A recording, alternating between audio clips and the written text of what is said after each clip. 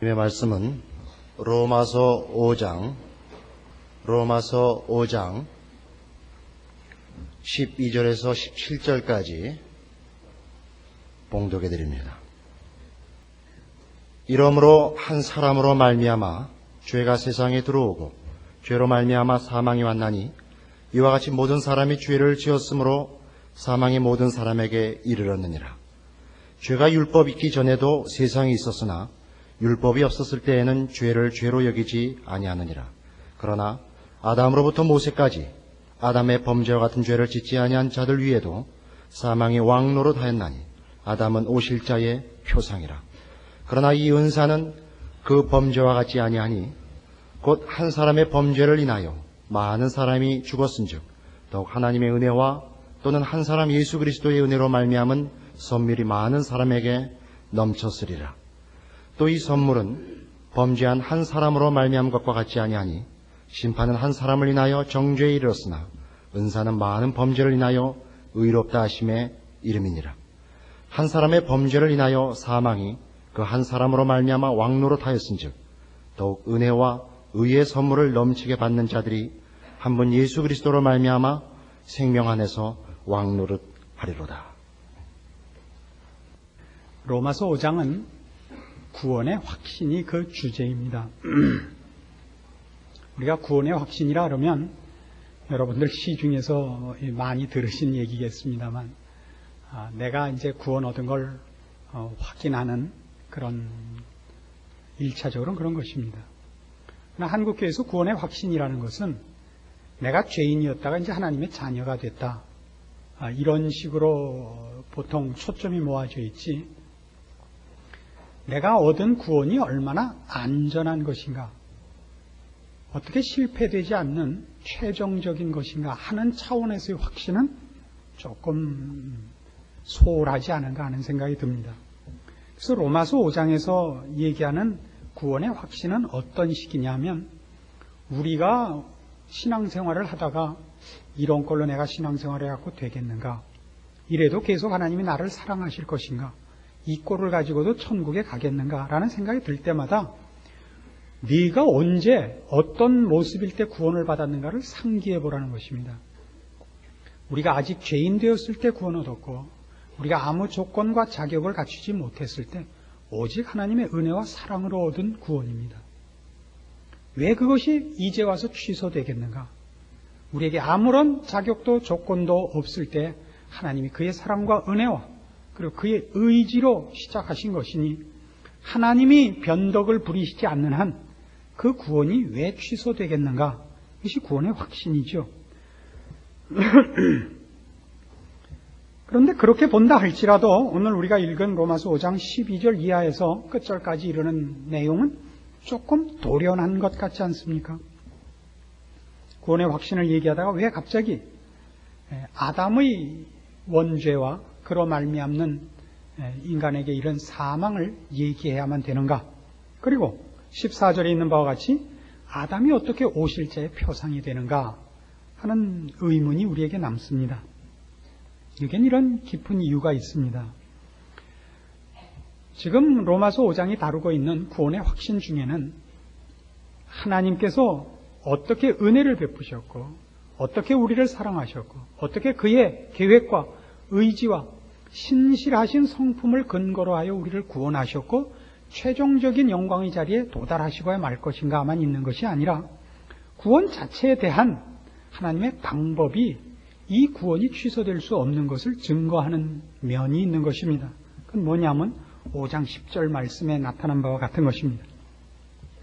곧 우리가 원수 되었을 때 그 아들의 죽으심으로 말미암아 하나님으로 더불어 화목되었은즉 화목된 자로서는 더욱 그의 살으심을 인하여 구원을 얻을 것이니라. 원수 되었을 때 그 아들의 죽으심으로 화목되었으니 살으심을 인하여는 더욱 구원을 얻을 것이라. 이 표현은 불행히도 원문과 조금 맞지 않습니다. 전체적인 뜻은 맞습니다만은 이 표현법이 내용은 좀 다릅니다. 표현법이 똑같은 것이 17절에 나옵니다. 이 표현법만 둘을 비교해 주십시오. 한 사람의 범죄를 인하여 사망이 그 한 사람으로 말미암아 왕노릇하였은즉 더욱 은혜와 의의 선물을 넘치게 받는 자들이 한 분 예수 그리스도로 말미암아 생명 안에서 왕노릇하리로다. 사망이 범죄로 말미암아 왕노릇한 것 같이 생명이 예수 그리스도의 의로움으로 말미암아 왕노릇하리로다. 이 대퀴죠. 사망이 어떻게 인간에게 왕노릇했냐면 한 사람의 범죄를 틈타서입니다. 그 범죄 때문에 사망이 왕노릇할 수 있었습니다. 이제 생명이 어떻게 왕노릇할 수 있느냐? 예수 그리스도께서 의로운 일을 하셨기 때문입니다. 10절로 가시면 아까 지금 17절하고 10절이 표현법상 똑같은 겁니다. 그래서 제가 원문에 가깝게 다시 한번 번역을 하겠습니다. 앞부분은 맞습니다만 하반절이 좀 달라서 그렇습니다. 곧 우리가 원수 되었을 때 그 아들의 죽으심으로 말미암아 하나님으로 더불어 화목되었은즉 화목된 자로서는 더욱 그의 생명 안에서 구원을 얻을 것이니라. 이렇게 해야 원문에 맞습니다. 10절을 그냥 읽으시면 우리말 번역대로 읽으시면 마치 예수님이 죽어서 그 죽음으로 말미암아 우리가 구원을 얻었고 이제 살아나셔서 예수님이 우리 편을 드시기 때문에 우리가 이 구원의 최종적인 자리까지 갈 것이라 이렇게 이해가 되고 또 그것 자체에는 물론 문제가 없습니다. 그러나 성경이 우리에게 알리고 싶은 건 뭐였느냐 하면 그가 죽어서 우리가 하나님과 화목된 다음에 이 구원을 얻은 우리를 하나님이 예수 그리스도의 생명 안에 놓았다고 얘기하는 구원의 최종성인 것입니다. 그러니까 성경이 우리의 구원을 확신시키는 차원은 감정적이고 체험적인 차원이 아니라 하나님의 구원의 방법입니다. 하나님의 구원의 방법. 그 구원의 방법은 뭐냐면 우리를 예수 그리스도 안에 두어서 우리가 실패하려면 예수님이 실패해야 되는 것입니다. 그러니까 예수님이 하늘 보좌 우편에 가셨으면 우리도 가 있는 겁니다. 이건 성경에서 언제나 얘기하는 바죠. 예수 그리스도와 함께 일으킴을 받고 예수 그리스도와 함께 하늘 보좌에 가 있는 것입니다. 성도들은. 우리는 아직 안 가 있습니다만 사실은 운명적으로 우린 그리스도 안에 있고 그리스도 예수께서 하늘 보좌 우편에 지금 가 계셨기에 우리도 거기 있는 것입니다. 이건 취소될 수 없습니다. 우리가 그리스도 예수 안에 있기 때문입니다. 그래서 우리는 우리의 구원의 확신을 이런 차원에서 살펴볼 수 있습니다. 하나님이 우리 편을 드셨다. 우리가 죄인일 때 우리 편을 들었다. 우리가 하나님을 찾지도 않았을 때 그 아들 예수 그리스도를 죽이실 만큼 우리 편을 들었다. 이것이 하나의 우리의 구원의 확신 중에 하나입니다. 로마서 8장에 등장하는 설명들이죠. 31절 봅시다.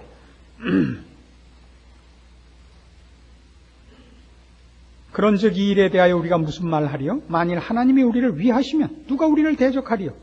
자기 아들을 아끼지 아니하시고 우리 모든 사람을 위하여 내어주시니가 어찌 그 아들과 함께 모든 것을 우리에게 은사로 주지 아니하시겠느냐? 누가 능히 하나님의 택하신 자들을 송사하리요? 의롭다 하신 이는 하나님이시니 누가 정죄하리요? 이런 측면에 우리 구원의 확신이 하나 있습니다. 하나님이 내 편을 드신다. 내가 가장 못났을 때 내 편을 드시기 시작했다. 이제 그때보다는 좀 나아졌으니까 더욱 내 편이 아니겠는가? 그것이 하나 있습니다. 하나님께서 우리를 의롭다 하시는 법정적 선고가 있습니다. 무죄다. 너는 내 아들이다. 이런 법정적인 선언이 있어요. 우리를 무죄라고 석방하시고 우리를 하나님의 자녀라고 부르시고 그의 자녀로 말하자면 양자되는 법적인 모든 절차를 밟으셨습니다. 우리는 법적으로, 그래서 법적이라는 건 감정이 없다는 뜻이 아니라 다른 무엇으로도 그 관계를 깰 수 없는 든든한 관계라는 의미에서 법적으로 하나님의 자녀입니다. 그러나 로마서 5장, 특별히 오늘 우리가 보는 이 본문에서 성경이 하고 싶은 이야기는 하나님께서 우리를 법적으로만 하나님의 자녀 삼으시고 하나님의 모든 것을 허락하시는 후사로 삼으신 것뿐만 아니라 좀 더 직접적이고 존재론적으로 말해서 우리를 예수 그리스도 안에 놓아두셨다는 거예요. 예수 그리스도라는 존재 속에 우리를 심어놓음으로써 그리스도 예수와 우리가 운명적으로 하나가 된 것입니다. 우린 예수님과 갈라질 수가 없는 것입니다. 이것이 말하자면 우리 구원의 아주 중요한 확신 중에 하나입니다. 내가 죄인으로부터 예수 믿는 자 됐다, 하나님의 자녀 됐다 라는 측면만이 아니고 훨씬 넓게 궁극적인 우리의 지위, 우리의 운명까지 우리는 확신을 가지게 되는 것입니다. 이젠 우리가 실패하려면 예수님이 실패하셔야 되는 것입니다. 그래서 지금 우리가 읽는 로마서 5장에서는 우리가 누구인가, 우리가 신자라는 것이 무엇을 의미하는가라는 이 시점에서 예수 그리스도 안에 있는 자들이라고 얘기를 합니다.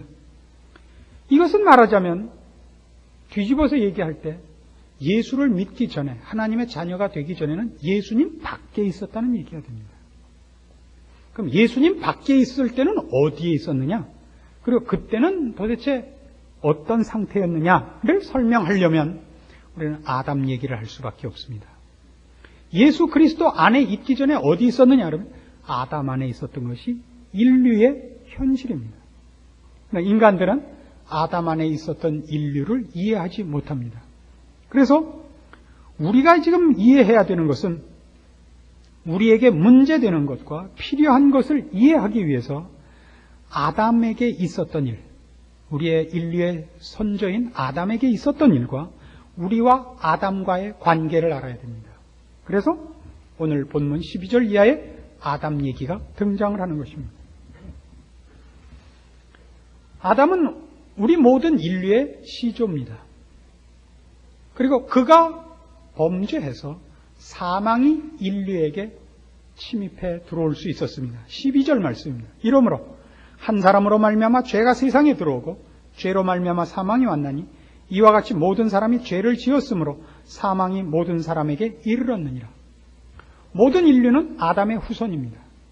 그리고 아담의 후손은 예외 없이 아담의 후손이기 때문에 아담이 갖고 있었던 신분을 물려받습니다. 아담이 죄인이었기 때문에 아담의 후손은, 인류는 누구를 막론하고 죄인이라는 신분으로 태어납니다. 인류가 죄인이었다는 걸 뭘로 증명할 수 있느냐? 그러면 인류가 예외 없이 죽은 것으로 증명할 수 있다. 이렇게 성경이 얘기합니다. 인류가 죄를 짓지 않았다면 사망은 인간들 위에 왕노릇하지 못했을 것입니다. 인간이 범죄했기 때문에 인간은 사망의 권세 아래 굴복합니다. 근데 이 사망은 행위를 의미하지 이 사망에 이르는 범죄는 우리의 범법적 행위를 의미하지 않습니다. 신분적 죄인인 것을 근거로 삼고 있습니다. 13절 보시면 죄가 율법 있기 전에도 세상에 있었으나 율법이 없을 때는 죄를 죄로 여기지 아니하느니라. 그러나 아담으로부터 모세까지 아담의 범죄와 같은 죄를 짓지 아니한 자들 위에도 사망이 왕노릇하였다 합니다. 죄란 이렇게 하면 안 된다라는 어떤 금지 조항이 있어야 죄라는 것이 성립이 됩니다. 그렇지 않습니까? 그러니까 법이 없는 곳에는 죄도 있을 수 없습니다. 법이 있어야 이걸 범하지 말라라는 어떤 한계와 어떤 요구 조건이 있어야 그것을 넘어가는 것이 죄가 되죠. 그러니까 율법이라는 것이 하나님께서 요구하는 어떤 금지 명령이 떨어지기 전에는 범죄라는 행위가 존재할 수 없습니다. 그러니까 율법은 언제야 등장을 하느냐? 모세가 와서야 드디어 하나님 앞에 율법을 받습니다. 그럼 그 전의 사람들은 범법자가 아닙니다. 그런데도 그 전의 사람들도 죽었습니다. 그건 뭘 의미하느냐 하면 우리가 죽는 이유는 범법적 행위 이전에 범인이기 때문입니다. 죄인이기 때문입니다. 죄를 범하기 때문이 아니라 죄인이기 때문인데 그건 마치 뭐가 같으냐면 사과나무가 사과를 열매 맺었을 때만 사과나무가 아니라 사과를 열매 맺고 있지 않을 때도 사과나무인 것과 같은 것입니다. 사과를 열매 맺고 있을 땐 사과나무고 열매를 맺지 않냐면 감나무고 그런 사과나무는 없습니다. 사과나무니까 사과를 열매 맺는 것입니다. 인간이 죄인이라는 것은 범법한 사실이 없이도 죽는 것을 보면 압니다. 좀 더 직접적인 예는 애들이 죽는 것을 보면 압니다. 태어나서 죄를 지을 틈이 없는 시간에 죽는 어린애들을 얼마든지 봅니다. 태어나서 몇 시간 만에 죽는 어린아이들이 있습니다. 범법한 사실이 없음에도 불구하고 죽습니다. 그들이 죄인으로 출생하기 때문입니다. 그래서 우리는 모든 인류가 아담의 후손인 것을 인정해야 됩니다. 아니, 그걸 인정하기 싫으면 최소한 인간이 사망 권세 아래에 있는 것을 현실적으로 인정해야 됩니다. 그리고 그런 이유가 뭐냐 할 때 여러 가지 핑계를 댈 수 있습니다. 인간이란 원래 그렇게 생겨먹은 것이다. 그래도 좋습니다. 성경이 가르치는 대로 하면 우리는 사망의 권세 아래에 있기 때문이고, 사망이 우리에게 왕노릇하는 이유는 우리가 죄인이기 때문이라는 것을 신자라면 분명하게 인식해야 됩니다. 그런데 그 아담을 14절에서 아담을 지금 등장시키는 이유는 예수 그리스도를 설명하고 예수 그리스도 안에 있는 신자를 설명하기 위해서입니다. 아담을 14절 끝에 보세요. 아담은 오실자의 표상이라 그럽니다. 아담은 오실자의 표상이라. 아담이 예수 그리스도와 닮은 데가 있다는 겁니다. 그러니까 예수님의 그 존재 중에 아담이 갖고 있었던 어떤 특징을 같이 갖고 있는 것이 있다 그럽니다. 이건 우리로서는 척 이해되지 않는 것이죠. 아담은 실패자입니다. 예수님은 실패자가 아닙니다. 승리자입니다. 아담은 범법한 자입니다. 예수님은 우리의 죄를 대속하러 오신 분입니다. 그 두 분 중에 어떤 공통점이 있을 것이라는 걸 우리는 상상하기가 어렵습니다. 그러나 거기에 공통점이 있고 공통된 어떤 특징이 있다 그럽니다. 고린도전서 15장으로 갑시다.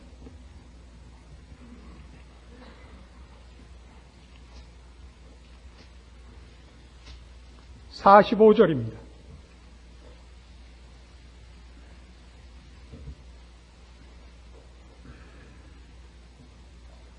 고린도전서 15장 45절.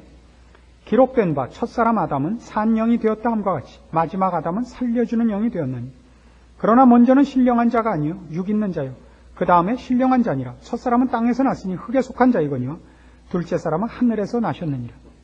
여기 가만 보면 예수님을 설명하는데 예수님을 아담이라고 설명하고 있다는 걸 만납니다. 예수님을 가르쳐서 마지막 아담이라 혹은 둘째 사람이라 이렇게 평론합니다. 예수님이 맡은 어떤 역할 중에 첫사람 아담이 맡은 역할과 방불한 것이 있다 그럽니다. 그것이 뭘까요? 그것이 뭘까요? 다시 로마서 5장으로 오셔서 이제 그 공통된 하나의 역할을 봅니다. 그건 뭐냐면 대표권입니다. 대표권. 인류를 대표하는 대표권입니다.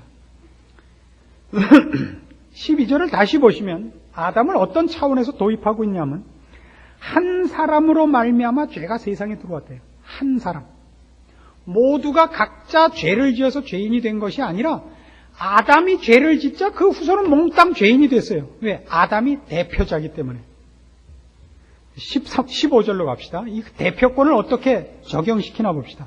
그러나 이 은사는 그 범죄와 같지 아니하니 곧 한 사람의 범죄를 인하여 많은 사람이 죽었은즉 더욱 하나님의 은혜와 또는 한 사람 예수 그리스도의 은혜로 말미암은 선물이 많은 사람에게 넘쳤으리라. 한 사람 아담과 한 사람 예수 그리스도를 여기 대비시키고 있는 겁니다. 첫째 사람, 첫째 아담과 둘째 아담, 마지막 사람, 오실자의 표상으로서의 아담, 예수 그리스도와 같은 아담이 가졌던 어떤 특징과 공통되는 것, 인류의 대표권입니다.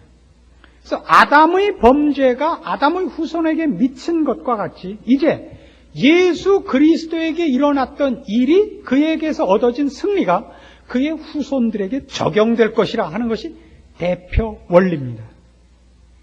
그래서 우리가 예수 그리스도 안에 있다는 것이 무엇을 의미하는가가 이제 풀려나올 것입니다. 그 대표권을 이제 우리 한번 조금 더 폭넓게 살펴봅시다. 창세기 5장으로 갑니다.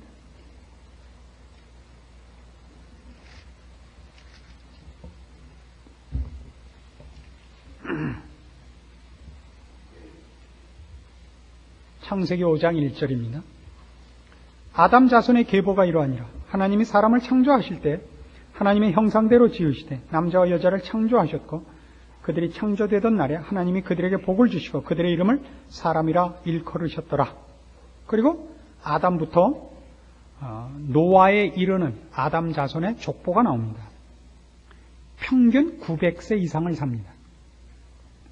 예를 들면 아담 같으면 930세를 살았고, 셋은 912세를 살았고, 무두셀라 같은 사람은 969년을 삽니다.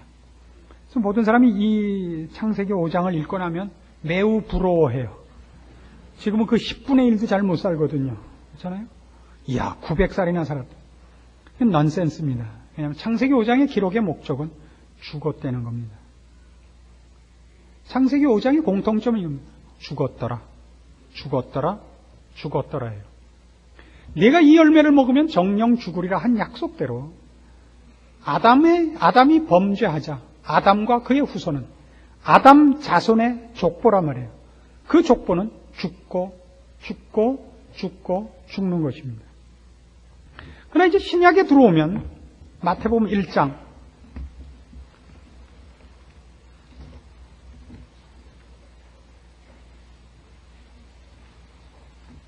모든 사람이 성경을 읽을 때마다 화를 내는 대목이 나오죠. 마음 잡고 신앙생활 하려고 신약 성경을 열었더니 맨 애만 나타 말더라. 이러는 거예요. 마태복음 1장 1절입니다. 아브라함과 다윗의 자손 예수 그리스도의 세계라. 한문이 혼용된 성경을 갖고 계시면 그 세계라는 계자가 경계 계자가 아니라 이을 계자인 것을 보실 겁니다.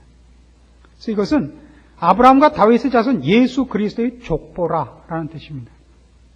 아까는 누구 족보였습니까? 아담 자손의 족보. 지금은 예수 그리스도의 족보. 여기는 몇 살 살았다는 얘기가 없어요. 왜요? 안 죽었기 때문에. 안 죽는 족보이기 때문에. 낳고 낳는 날만 있지 죽는 날은 없다. 낳고입니다. 물론 여기 기록된 사람들은 역사적으로는 죽었습니다. 그러나 성경이 죽음과 사망과 생명을 얘기할 때는 하나님과의 관계를 얘기하는 것입니다. 아까 그 창세기 5장의 족보를 그래서 죽음의 족보라 그럽니다. 마태복음 1장의 족보를 생명의 족보라 그럽니다. 그래서 그 창세기 5장에 있었던 대표권, 누구 때문에 죽고가 되는 거예요? 아담 때문에, 아담의 범죄로 인하여 그 후손이 죄를 지었든 말았든 상관없이 죽을 수밖에 없는 운명에 처해집니다. 그러나 마태복음 1장에 나오는 예수 그리스도의 족보 속에는 그 개인이 어쨌느냐와 상관없이 예수 그리스도를 대표로 해요. 그의 후손이 되면 그건 살고가 낳고입니다. 이것이 이 두 족보의 커다란 차이고, 그 차이를 만들어내는 것은 누가 대표자냐입니다. 아니, 좀 더 직접적으로 하면 그 대표자가 어떻게 하나님 앞에서 처신했느냐입니다. 좀 더 이제 둘을 엮어서 해봅시다. 우리는 처음부터 아담과 예수 그리스도가 동시에 우리의 대표자로 있지 않았던 것을 압니다. 첫 번째 대표자는 아담이었습니다. 그래서 그는 첫째 사람이요, 첫 아담입니다. 예수 그리스도는 이 실패한 인류의 족보를 고치러 오시는 분입니다. 그래서 그는 둘째 아담이요, 마지막 사람입니다. 대표권을 바꾸는 겁니다. 하나님의 구원 방법이 이런 대표권으로 말미암는다는 걸 이해하셔야 됩니다. 대소권리, 대표권. 그러니까 우리는 신앙이 내가 성공하면 하나님도 성공하는 것 같고, 내가 실패하면 하나님도 실패하는 것 같은 그것 때문에 얼마나 많이 부침이 일어납니까? 어떤 날은 그저 눈물을 철철 흘리고 신령해졌다가, 어떤 날은 그저 소금 맞은 지렁이 같이 완전히 꼬부랑탕. 왜 그렇게 되는 거예요? 여러분의 모든 운명과 기대와 신앙이 여러분 감정에 가서 붙어 있다고요. 이것만큼 어리석은 것은 없습니다. 하나님께서 이루신 것입니다. 우리가 아담 안에서 일어났던 모든 것을 우리가 물려받을 수밖에 없었듯이 이제 예수 안에 있었던 모든 승리를 우리의 것으로 물려받는다고 성경이 얘기합니다. 이것이 구원의 확신입니다. 우리에게 일어난 일과 앞으로 일어날 일 모든 것에 대한 보장입니다. 그럼 어떻게 이렇게 되는가? 예수님께서 이 족보를 끊기 위하여 아담의 후손으로 오는 겁니다. 사람으로 태어나셔야 되는 이유가 여기 있습니다. 그래서 아담의 족보를 예수님이 죽으심으로 끊는 겁니다. 상징적으로 얘기해서. 아담 자손의 족보를 끊어요. 그리고 이제 부활하셨어요. 그럼 여태 것은 사람이라 그러면 다 누구 후손이에요? 사람이면 예외 없이 다 아담의 후손입니다. 그럼 예외 없이 죄인입니다. 예수님이 오셔서 그 족보의 맨 끝에서 죽으셨어요. 옛날에 이런 소설 보셨어요? 모히칸족의 최후. 이런 중요한 책들을 안 본 신자가 많아요. 그 미국의 인디안 중에 모히칸족이라는 인디안이 있는데 그 백인들하고 전쟁에 이제 씨가 마르고 아버지하고 아들 추장 부자만 딱 남았는데 아버지는 너무 나이가 들어서 이제 애를 낳긴 글렀어요. 이제 아들 하나 믿고 있는데 아들이 그만 전쟁 중에 죽고 맙니다. 그래서 아버지는 아직 남았어요. 그러니까 모히칸족이 다 없어진 건 아닌데 더 이상 씨를 퍼뜨릴 사람이 없는 거예요. 그래서 모히칸족의 최후예요, 그게. 예수님이 오셔서 아담 후손의 모든 인류의 족보의 끝에 오셔서 마지막 사람이란 말이에요. 마지막 사람. 돌아가셔 버렸어요. 애 안 낳고. 상징적인 거예요, 이거는 물론. 그래서 이 족보는 이제 끝난 거예요. 사람이 없다고요. 사람이라는 게 없으니까 죄인도 없죠. 그래서 이제 아무것도 없는데 사람이 하나 생겼어요. 그럼 이 사람은 뭐예요, 신분이? 이제부터 그가 한 일에 따라서 신분이 정해질 거 아니에요. 새로 태어난 사람은. 아담 후손으로 태어났던 모든 인간은 다 죽은 거거든요, 상징적으로. 아담 족보가 남아있을 때는 사람이면 무조건 아담의 후손이고 아담의 후손이면 무조건 죄인이었는데 그 족보가 없어졌거든요. 이걸 구약의 상징으로 보시겠어요? 이스라엘 백성을 애굽에서부터 이제 불러냅니다. 근데 거기서 이스라엘 백성은 애굽의 노예입니다. 노예가 노예를 벗어나는 방법이 뭐 있습니까? 종이 종의 신분을 벗어나는 방법. 유일한 방법은 죽어서 존재가 없어지는 겁니다. 그래서 원래 출애굽 그 여정을 보시면 이 애굽에서 팔레스타인, 가나안 땅을 가는 길에 홍해를 꼭 건너야 될 필요는 없습니다. 약간 북쪽, 지중해에 가깝게 올라가면 육로로 충분히 갈 수 있음에도 불구하고 하나님이 일부러 홍해 쪽으로 건너게 하십니다. 그래서 상징적으로는 있던 이런 상징이 있는 겁니다. 이스라엘 백성이, 즉 애굽의 종들이 바다에 가서 다 빠져 죽은 거예요. 그러니까 이스라엘 백성은 다 죽은 거예요. 다. 근데 이쪽 가나안 쪽에서 보면 홍해에서 사람들이 걸어 나온 거예요. 그냥 육로로 왔으면 이스라엘 백성이 일로 넘어온 거니까 노예가 탈출을 한 것이 되는데 애굽 쪽에서 보자면 노예들이 다 물에 가서 죽었고 가나안 쪽에서 보면 홍해에서 세 사람이 걸어 나온 거예요. 그러니까 이 사람들은 이제부터 자기네가 하는 것만큼 자기네 것이 되는 거예요. 그들의 신분은 이제 그들이 정할 것 아닙니까? 그래서 예수님께서 오셔서 이 족보를 끊고 새로운 족보를 만들었습니다. 새로운 인류의 대표가 되십니다. 근데 이 족보에 끼는 법과 아담의 족보에 끼는 법은 다릅니다. 아담의 족보에 끼는 법은 어쨌든 인간을 부모로 해서 태어나는 모든 인간은 생내적으로 아담의 후손으로 태어납니다. 그럼 예수 그리스도의 족보에 끼는 법은 뭐냐면 예수를 믿는 것입니다. 예수를 믿어 하나님의 자녀가 되기를 원하며 그의 전 죄인 된 것을 인정하고 회개하는 자는 이리로 들어갑니다.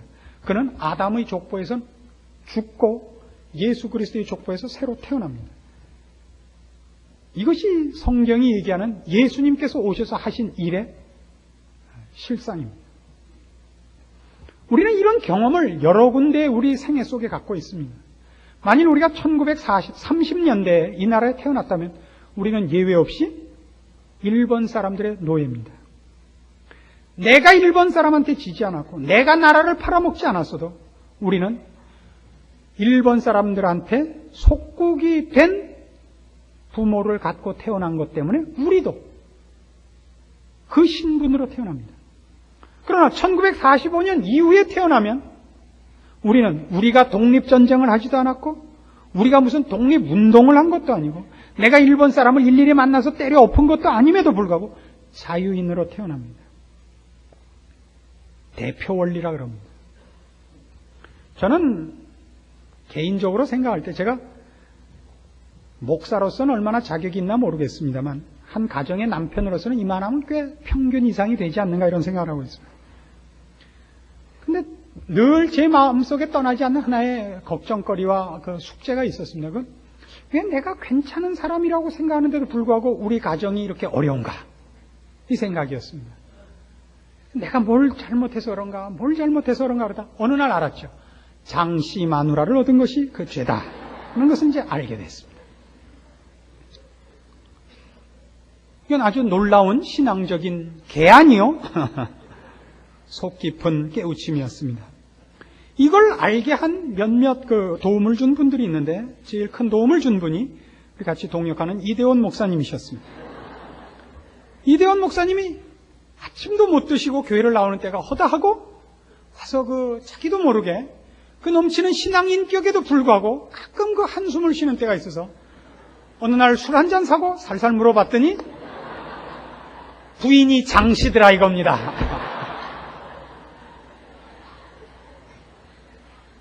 그래서 이제 우리가 근심과 걱정에서 벗어났습니다.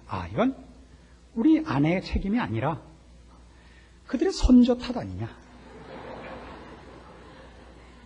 우리 마누라가 장씨를 갖고 싶어서 가졌겠어요. 장씨 아버지를 둔 탓에 장씨가 되어서 그 고약한 성품을 그래도 장영자나 무슨 장록수나 무슨 장희빈 같이 안 노는 것만 해도 어디냐 하는 마음으로 행복하게 살기로 신앙적인 결심을 했습니다. 이런 것들이 물려받는 것입니다. 내가 결정하지 않는 것입니다. 물론 저희 집 사람은 박 씨에 대해서 또 원한이 많습니다만 성경이 얘기하는 대표권이요. 그래서 우리가 그리스도 예수 안에 있다는 것이 무엇을 의미하는가 하는 것입니다. 우리는 그 안에 있습니다. 이것이 우리의 구원을 확보하고 있는 것이요. 우리에게 허락된 하나님의 모든 약속들이 취소될 수 없고 실패될 수 없는 근거가 되는 것입니다. 바로 이런 식의 표현이 성경은 얼마든지 있습니다. 고린도 후서 5장으로 가봅시다.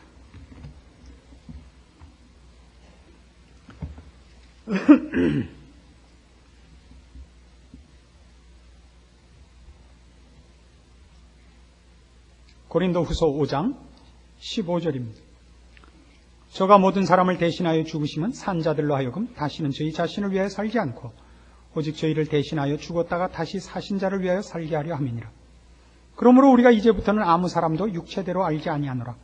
비록 우리가 그리스도도 육체대로 알았으나 이제부터는 이같이 알지 아니하노라. 그런즉 누구든지 그리스도 안에 있으면 새로운 피조물이라. 이전 것은 지나갔으니 보라 새 것이 되었도다. 그리스도 예수 안에 있으면 새로운 피조물, 새 대표권 아래서 태어난 새 인종인 거예요. 그 전의 것과 달라요. 그 전에는 어디 있었던? 아담 안에 있었거든요. 아담을 대표로 하는 그 후손, 그 아담 안에 있을 때 우리가 아무리 우리를 씻으려고 노력해도 별 수 없는 죄인이라는 신분을 벗어날 수 없는 존재입니다. 그러나 이제 하나님께서 예수 그리스도를 보내사 이 죄인된 인류를 구원하기 위해 새로운 대표권, 새로운 대표자로 말미암아 새 인생을 여는 겁니다. 새 인류를 열어요. 그 안에 우리가 하나님의 크신 은혜로 초청되어 들어와 있고 우리 식으로 얘기하자면 우리의 신앙 고백으로 들어와 있는 것입니다. 고린도 전서 1장으로 가봅시다. 이런 식의 표현이 얼마나 성경에 자주 있고 늘 강조돼서 나타나는가 하는 것을 만나게 됩니다. 고린도전서 1장 2절입니다. 신자를 어떻게 표현하고 있는가 보십시오. 고린도에 있는 하나님의 교회 곧 그리스도 예수 안에서 거룩하여지고 성도라 부르심을 입은 자들과 또 각처에서 우리의 주 곧 저희와 우리의 주 되신 예수 그리스도의 이름을 부르는 모든 자들에게 하나님 우리 아버지와 주 예수 그리스도로 쫓아 은혜와 평강이 있기를 원하노라. 여기 신자를 여러 가지 표현으로 호칭하고 있는 것을 봅니다. 예수 그리스도의 이름을 부르는 자들, 우리식으로 얘기해서 예수를 믿는 자들, 이게 성도입니다. 신자입니다. 그러나 사도 바울이 즐겨 사용하는 가장 첫 번째 호칭은 뭐예요? 하나님의 교회. 하나님이 부르신 자들이란 말이에요. 하나님의 교회. 그리고 예수 안에서 거룩하여진 자. 예수 안에서. 그러니까 예수님 안에 들어가서 세탁을 했다는 뜻이 아니에요. 예수 안에 있기 때문에 구별된 자란 말이에요. 거룩하다는 건 깨끗하다는 뜻이 아닙니다. 1차는. 누구에게 속해 있는가 하는 거예요. 하나님께 속해 있다는 것을 거룩하다 그럽니다. 그러니까 예수 안에 있기 때문에 이제 하나님께 속한 겁니다. 아담 안에 있지 않은 자들이란 말이에요. 예수 안에 있는 자들이라고. 이들을 가르쳐 신자라 그러는 것입니다. 그래서 우리 신자된 우리들은 그리스도 예수 안에 있습니다. 우리는 이제 세상이 우리를 파멸의 길로 끌어내거나 손대지 못합니다. 우리는 더 이상 아담의 후손이 아니고 종이 아닙니다. 종이 잘못한 것은 죽고 사는 법에 걸리지만 자식이 잘못한 것은 부모가 죽고 사는 문제에다가 징계 회부하지 않습니다. 안 그렇습니까? 물론 자녀도 때립니다. 죽어라 하고 때리죠. 정말 죽이려고 때리는 것이 아니라 고치려고 때리죠. 정죄하려고 때리는 것이 아니라 말입니다. 로마서 8장에 갑니다. 그리스도 예수 안에 있는 자의 특권. 로마서 8장 1절. 그러므로 이제 그리스도 예수 안에 있는 자에게는 결코 정죄함이 없나니 이는 그리스도 예수 안에 있는 생명의 성령의 법이 죄와 사망의 법에서 너를 해방하였습니다. 사망은 누구 때문에 왕노릇했죠? 한 사람의 범죄를 인해서. 죄를 졌기 때문에 그 사람을 범죄한 자에게 사망이 왕노릇했다고요. 그러나 이제 예수 그리스도는 범죄한 자가 아닙니다. 의를 이룬 자이고 하나님의 모든 요구를 만족시킨 자입니다. 사망이라는 게 여기는 얼씬거릴 수가 없죠. 올 이유가 없죠. 여기는 생명과 영광과 복밖에 없습니다.